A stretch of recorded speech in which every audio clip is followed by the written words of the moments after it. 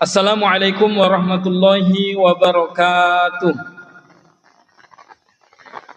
Alhamdulillahilladzi bi ni'matihi tatimmus shalihat wa bi fadlihi tatanazzalul khairat wa bi taufiqihi tatahaqqaqul ghayat. Huwa alladzi ja'ala lakumul arda firasya was samaa'a binaa'a wa anzala minas samaa'i maa'a fa akhraja bihi minats thamarati rizqan lakum fala taj'alu lillahi andada wa antum ta'lamun. Allahumma salli wa sallim wa barik ala hadhin nabiyil karim wa ala alihi wa ashabihi wa azwajihi wa dzurriyyatihi ajmain, amma ba'du. Mari kita bersyukur kepada Allah Subhanahu wa taala atas segala nikmat yang telah kita terima dari Allah, yang hukumnya adalah wajib untuk kita syukuri. Bahwa 3 bulan lalu, begitu masuk bulan Rajab, kita memohon, berharap kepada Allah supaya kita dipertemukan dengan bulan Ramadan. Alhamdulillah saat ini kita sudah berada pada bulan Ramadan, sudah berada pula di ujung Ramadan. Maka kita mesti bersyukur kepada Allah Subhanahu wa taala bahwa Allah telah mengijabah doa kita, telah memenuhi harapan kita untuk bertemu dengan bulan suci Ramadan. Dan tidak ada cara lain bagi kita untuk mensyukuri nikmat Ramadan ini kecuali untuk memperbanyak ibadah di dalamnya. Karena sesungguhnya ketika Allah memberikan kita nikmat, ketika kita ingin mensyukuri nikmat itu, maka kita sesuaikan dia dengan fungsinya. Apa fungsi Ramadan ini Allah pertemukan dengan kita? Fungsinya supaya kita bisa beribadah sebanyak-banyaknya kepada Allah, meraih ampunan dari Allah Subhanahu wa taala. Itulah sesungguhnya fungsi daripada Ramadan dipertemukan kepada kita. Maka oleh karena itu, mari kita pergunakan momen Ramadan ini, kesempatan Ramadan ini, untuk senantiasa banyak-banyak beribadah kepada Allah Subhanahu wa taala. Dan tak lupa salawat dan salam kita sanjungkan kepada Nabi kita, Nabi Muhammad SAW. Kita ucapkan Allahumma salli ala Muhammad wa ala ali Muhammad. Assalamu alayka ya Rasulullah, assalamu alayka ya Habiballah. Para pengurus Masjid Taqwa Muhammadiyah yang kita hormati, ketua, sekretaris, bendahara dan seterusnya, para tokoh-tokoh masyarakat, Pak RT, Pak Rula, Pak Camat, semuanya, dan semua jamaah zuhur yang hadir datang sholat jamaah ke Masjid Taqwa ini, insya Allah semuanya mendapatkan keberkahan dan ridho dari Allah Subhanahu wa taala. Amin ya rabbal alamin. Jamaah zuhur, ketika saya masih duduk di bangku SD, kira-kira kelas 2 atau kelas 3 SD. Dulu kalau mau keluar rumah malam-malam, biasanya saya takut. Biasalah anak-anak takut setan, takut pocong. Tapi oleh ibu saya, kata ibu saya, jangan takut. Ini bulan puasa, ini bulan Ramadan. Setan tidak ada. Setan diikat, setan dipenjara. Maka sejak ibu saya bilang seperti itu, saya pun tak takut. Kemanapun, ke sungai malam-malam, ke kebun jaga durian malam-malam sendirian, tak takut. Karena dalam mindset saya, setan tak ada. Setan diikat, dipenjara, dibelenggu. Tapi lama-lama saya mikir, Pak, ini betul tak yang dibilang ibu saya nih? Jangan-jangan pandai-pandai ibu saya aja kayaknya nih, supaya saya tidak takut aja kayaknya nih, dalam hati saya. Oh, ini fix nih, ibu saya bohong. Akhirnya saya tamat SD, disekolahkan ke pesantren, belajar, jumpa hadisnya. Jumpa hadis yang mengatakan bahwa memang di bulan Ramadan ini, di bulan puasa ini, itu setan diikat, dipenjara, dibelenggu dan sebagainya. Hadisnya begini, Bismillahirrahmanirrahim. Qala Rasulullah sallallahu alaihi wasallam, "Idza jaa Ramadan, futihat abwaabul jannah wa ghulliqat abwaabun nar wa suffirat asyayatin." Rawahu muttafaqun alaih.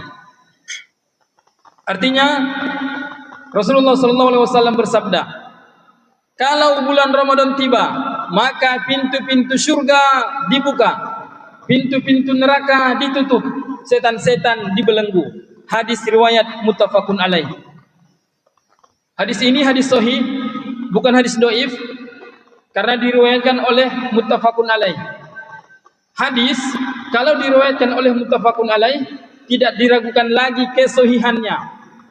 Kalau diriwayatkan oleh muttafaqun alaih berarti diriwayatkan oleh Bukhari, Muslim dan periwayat hadis lainnya. Kalau Bukhari saja belum muttafaqun alaih, Muslim saja pun belum muttafaqun alaih. Tapi kalau sudah Bukhari dan Muslim ditambah periwayat hadis lainnya, maka namanya hadis riwayat muttafaqun alaih. Kami waktu di pesantren menghafal nama-nama periwayat hadis itu kami singkat. Kami singkat menjadi ban mati. Ban mati itu kan ada 7 hurufnya. Ban mati. Bukhari, Ahmad, Nasai, Muslim, Abu Daud, Tirmizi, Ibnu Majah. Itu periwayat hadis. Jamaah zuhur, tak sampai di situ. Hadis ini disyarah oleh seorang imam namanya Imam Ibnu Hajar Al-Asqalani. Beliau mensyarah hadis ini dalam kitab yang beliau tulis, nama kitabnya Fathul Bari, Syarah Sahih Bukhari. Disyarah oleh beliau. Kata beliau, kita bisa melihat hadis ini, membaca hadis ini melalui 2 perspektif, melalui 2 sudut pandang. Pertama, kita bisa melihat hadis ini melalui makna tekstualnya, makna zohirnya. Kedua, kita pun bisa melihat hadis ini melalui makna majasnya. Saya mau masuk dulu kepada makna tekstualnya, makna zohirnya. Kata beliau bahwa memang kata Rasulullah SAW di bulan Ramadan ini pintu-pintu surga dibuka oleh Allah Subhanahu wa taala. Kata beliau memang secara nyata, secara zohir, apa adanya, pintu-pintu surga itu memang betul-betul dibuka oleh Allah Subhanahu wa taala. Memang apa adanya dibuka. Nyatanya memang dibuka. Begitu juga dengan pintu neraka. Di bulan puasa ini, di bulan Ramadan ini, pintu neraka Allah tutup rapat-rapat. Secara zahir, secara nyata, apa adanya, memang betul-betul ditutup oleh Allah Subhanahu wa taala. Sama, setan juga gitu. Setan-setan di bulan Ramadan ini dibelenggu, diikat, dipenjara oleh Allah Subhanahu wa taala. Tapi kan kalau seperti itu, tentu muncul pertanyaan dalam hati kita. Kalau betul setan dipenjara, diikat, dibelenggu, kenapa kemaksiatan masih ada? Kalau betul setan diikat, dipenjara, dibelenggu, kenapa masih ada orang nyabu? Kenapa masih ada orang menjudi online? Kenapa masih ada orang sekater? Kenapa masih ada orang nyuri? Kenapa masih ada orang berzina? Kenapa masih ada orang pacaran? Kenapa masih ada orang lain-lain? Katanya setan dibelenggu, kenapa ini masih ada? Dijelaskan oleh beliau. Kata beliau, ya betul, setan itu diikat, dipenjara, dibelenggu. Lalu kenapa kemaksiatan masih ada? Kata Imam Ibnu Hajar Al-Asqalani, satu, bahwa ada orang-orang yang di luar Ramadan dia terbiasa melakukan kemaksiatan, terbiasa berbuat dosa, sehingga karena sudah terbiasa tadi, maka terbawalah kebiasaan ini sampai kepada bulan Ramadan. Payah dirasanya mengubahnya. Kalau di luar Ramadan dia terbiasa menjudi online, masuk Ramadan judi online juga dia. Karena tidak bisa, sudah mendarah daging, payah dirasa mengubahnya. Kalau di luar Ramadan dia terbiasa mencuri, maka masuk Ramadan dia pun tetap mencuri. Tidak bisa diubahnya. Mencuri itu sudah mendarah daging bagi dia. Di luar Ramadan dia terbiasa mencuri, masuk Ramadan mencuri juga dia, tiba-tiba ditangkap sama polisi.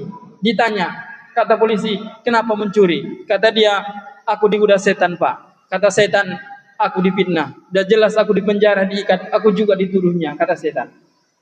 Memang dia aja yang tidak mau berubah, kata setan. Ini makna zohirnya, makna tekstualnya. Kemudian apa lagi? Kenapa kemaksiatan masih ada, padahal setan sudah diikat, dipenjara, dibelenggu?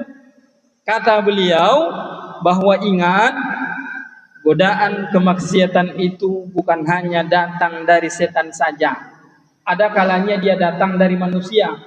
Itu kenapa kita disuruh berlindung dari gangguan atau bisikan bangsa jin dan manusia. Minal jinnati wan nas. Ada orang memang kalau setan yang menggoda dia, tahan dia.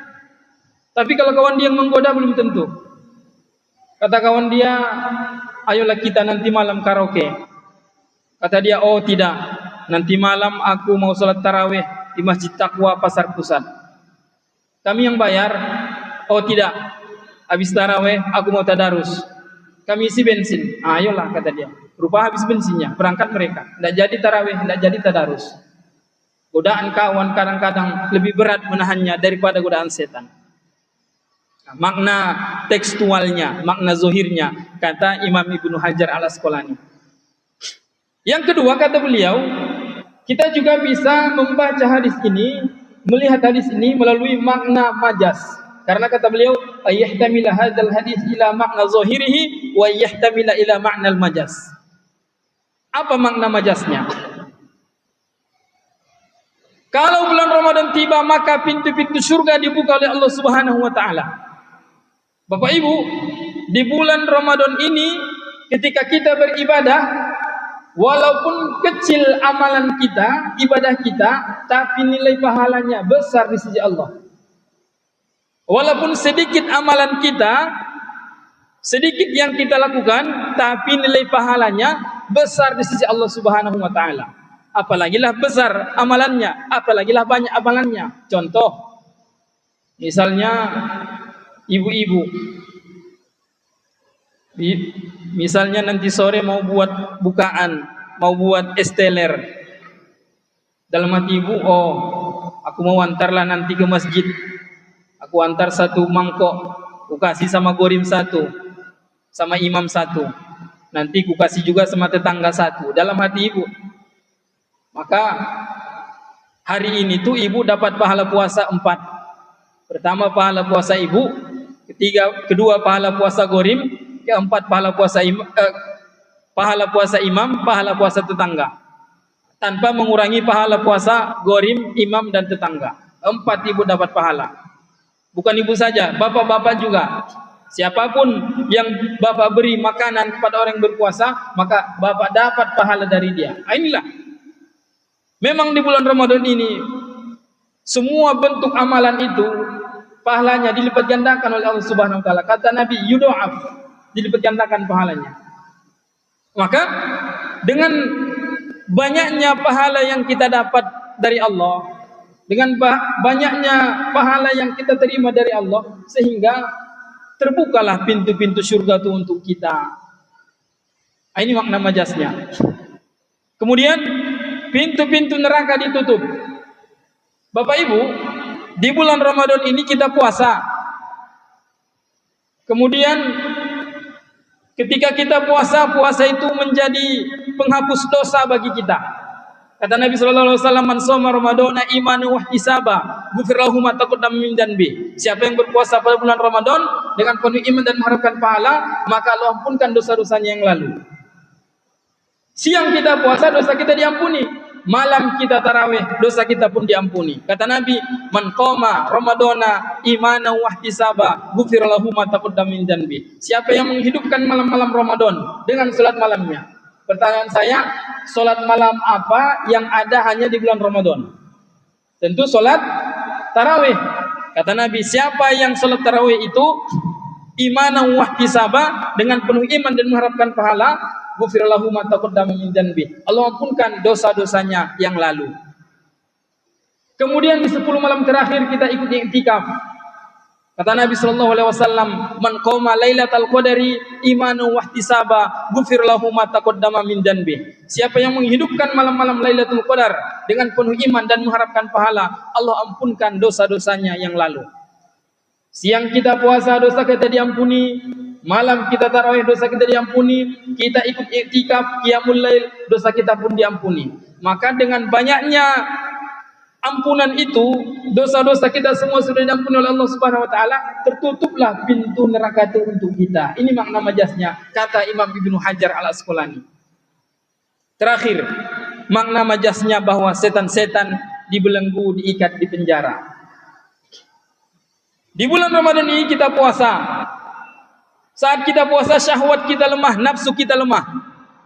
Saat dia lemah, maka kita yang mengontrol nafsu ini. Kita yang mengendalikan syahwat nafsu ini. Karena kerap sekali jembatan setan untuk menggoda kita melalui jembatan syahwat nafsu ini. Saat dia lemah, kita yang mengontrol. Setan tak punya kuasa untuk menggoda kita melalui jembatan nafsu ini. Kemudian puasa itu menjadi perisai bagi kita, menjadi benteng bagi kita. Kata Nabi, asyamu junnatun. Puasa itu perisai, benteng bagi orang yang melakukannya. Maka kita dibentengi oleh puasa itu. Syahwat kita, nafsu kita lemah, kita yang mengendalikan, kita yang mengontrol. Setan tak punya kuasa untuk menggoda kita. Dia tak punya ruang untuk menggoda kita. Ruang dia sempit, seolah-olah dia terikat, terpenjara, terbelenggu. Inilah makna majasnya, kata beliau. Mudah-mudahan kita bisa memanfaatkan momen Ramadan yang tersisa ini. Kita pergunakan sebanyak-banyaknya untuk beribadah kepada Allah Subhanahu wa taala. Semoga nanti selesai Ramadan kita bisa menyandang predikat takwa. Karena tujuan goals daripada diwajibkannya ibadah puasa ini adalah la'allakum tattaqun, supaya kita menjadi hamba yang bertakwa. Demikian, nasrum minallahi wa fathun qarib wa basyiril mu'minin. Assalamualaikum warahmatullahi wabarakatuh.